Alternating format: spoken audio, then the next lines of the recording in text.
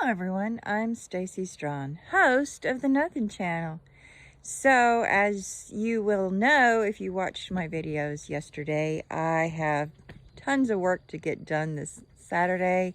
We have plants that need to be put into the ground, and it's a beautiful day to be doing that because it's nice and cool, so it's not going to be too hot on the plants or on me, so that's always a plus. That's why I like planting early in the spring. So I have plans on putting this hostas in one of my existing flower beds, and I'm going to get started on that right now. Won't you join me? This is a flower bed that I made up last year. It's just simple stones that Charlie gathered from one of his many travels through Oklahoma. They have beautiful rocks there, and he brought me back some. I was lucky to get that.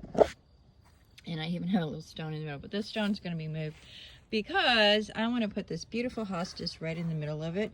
Now this is tolerant of either dry or wet conditions. You'll see a lot of these around water features, but it doesn't necessarily have to be around a water feature. It can do well in a dry area as well.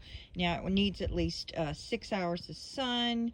It grows, you know, about yay tall, and it is a bulb type plant, so it will spread. It'll come back every year. So this is my first time growing it, but I have lots of friends who have them, so I'm thinking this is going to be really good for our projects that we got going on here in the dog yard.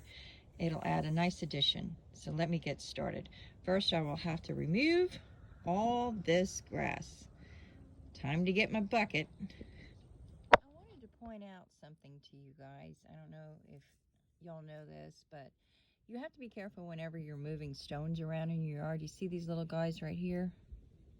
They have all kinds of centipedes and millipedes, and some of these guys right here, if you touch them, they will sting you, and it can be quite painful, and in some rare cases it can even be deadly.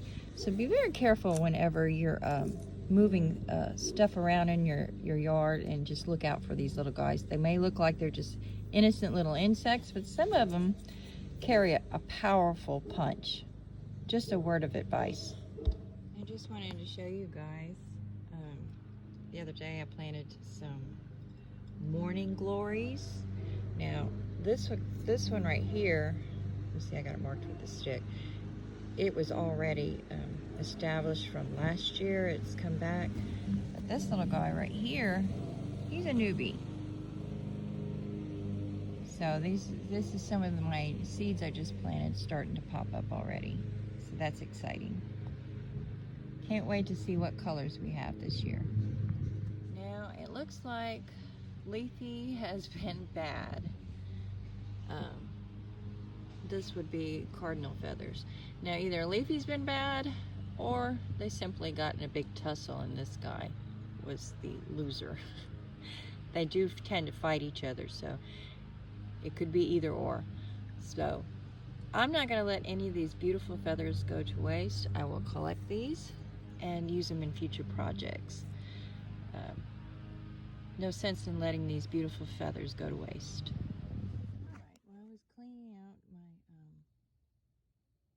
Flower bed, I noticed that they had this narrow leaf plantain growing right here.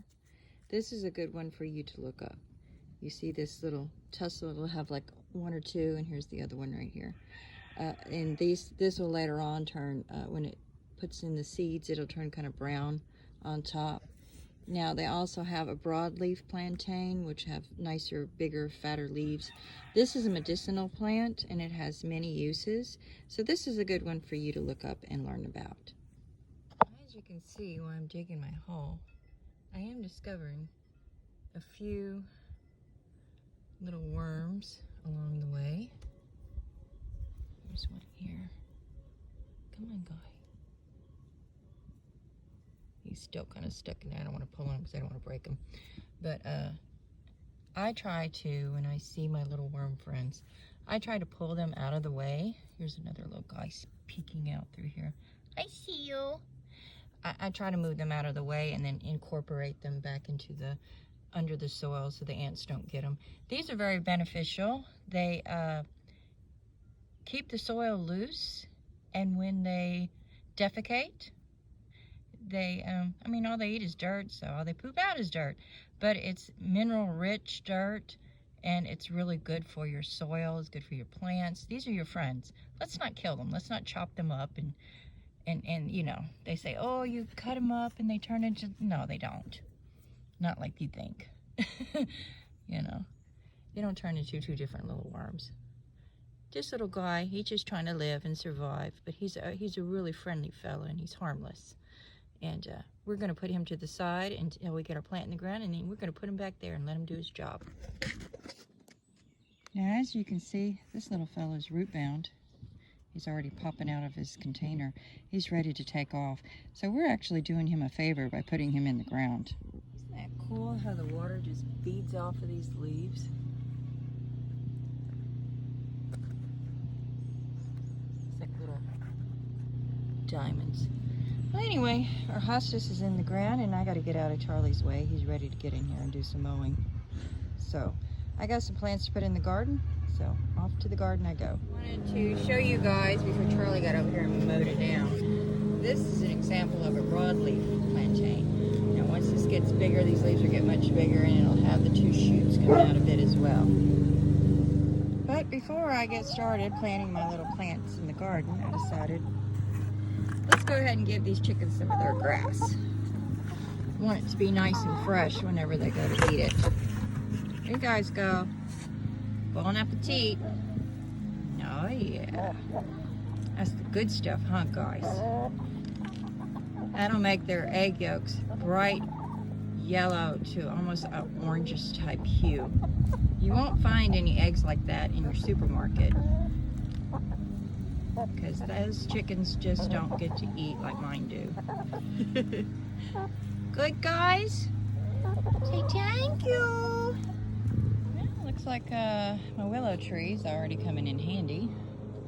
According to the planting directions, red leaf lettuce actually needs partial shade 3 to 6 hours every day, and right now this is sitting in a nice little shady spot underneath the willow tree. So hopefully this will provide enough shade for this lettuce to flourish. If it don't, oh well, at least I tried.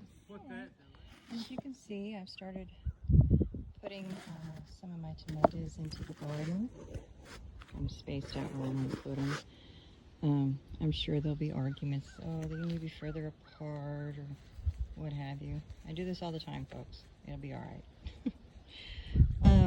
Also, here's a tip. Got an old pair of pantyhose. They make great ties for tomatoes because they stretch, and as the plant grows, it won't be bound by something that you got wrapped around it. It'll stretch along with it, so it doesn't hurt the plant. My grandmother taught me that. I wanted to show you guys, you know, we were talking about the narrow leaf plantain. This is how much of this stuff is on the property and around us, going unnoticed. Here, tucked away next to the fence, here's another, and you can see the little seed pods. It's got a couple of shoots coming up. There it is. Some more of the narrow leaf plantain. Now you can cultivate this, you can grow it just like any other thing. If you want to make tinctures or salves or what have you from it, if you want to get into it. I haven't done it myself, but I have researched it, and a lot of people do that. So that's a neat plant for you to learn about. Be sure to Google it. And there you have it. Got my little tomato plants all lined up in a row. And here's another tip for you. Whenever you're tying your nylon ties to your poles or trellises, whichever you decide to use, tie them in a bow, don't tie them in a knot. That way you can come back later and untie it and loosen it if it need to be. So that's a neat tip, a neat little trick for you, so you don't hurt your little tomato plants. Now I got to get these guys watered in. Oh, geez. Delilah? You look rough, baby. I think you need a makeover. That's just my opinion. What do you think, Ken? He ain't worried about it. I find it interesting that my chickens seem to love the willows that grow in their coop. They've been there for a little while now, and now that they've sprung back up, they are putting on new leaves. But as you can see, all the bottom of the trees are completely bare, and I've actually seen my rooster jump straight up off the ground to get to the leaves and eat them. I have done some research to see if, you know, there are any harm to the chickens. From what I've read, they're not actually. Ooh, we got a fight here, girls. Like my willow, you ain't getting none, girlfriend. Some game hens for you. But anyways, maybe it's making them feel, you know, angry. Angry birds. But from what I read, animals will actually, horses as well, actually eat some of the bark and the leaves for pain relief, just like humans do. So maybe they got a headache. Who knows? What's going on, Nacho? Are all these fighting women giving you a headache and you just got to grab you some willow to make yourself feel better? Inquiring minds want to know. All right, enough with these chickens. He's so crazy. I'm going to go and finish planting some of these plants in the garden. Leave these guys alone. This is another reason why I really love my mint. I'm having a little bit of a stomach upset while I'm trying to work in the garden, but this is a great remedy. I suffer from IBS, irritable bowel syndrome, caused from anxiety, so yay. But a little bit of mint, all heal, and in the little kitty cat thing here, I got some dried bramble leaves, which is basically blackberry leaves I gathered last year and dried. And this is a great remedy. I use it all the time, and it really works. Just a little tip. All right. According to the chickens, they laid an egg. And I got my little pepper plants planted in the corner of the garden. These are jalapenos. And hopefully if I get these to come up along with the tomatoes and green onions and all kinds of good stuff, we'll make some salsa later on in the summer. It don't last very long around the house. The family loves it. Another egg, huh? Common sense kind of tells you if you're going to grow cabbage, you're going to want to space it about 2 foot apart.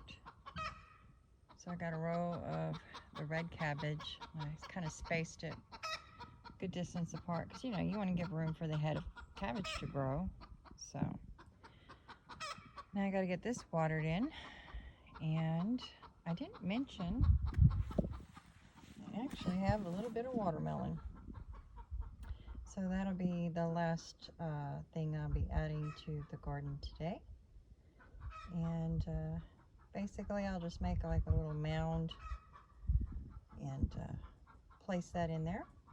So let me get started watering my cabbage in, and then I'll get this planted too. Okay, there you have it. I took some of my extra poles that I had and made a 4-point TP, taking some of the scrap wire I had off of some old chicken wire that we got to build the fence, and it makes it great secure for the poles.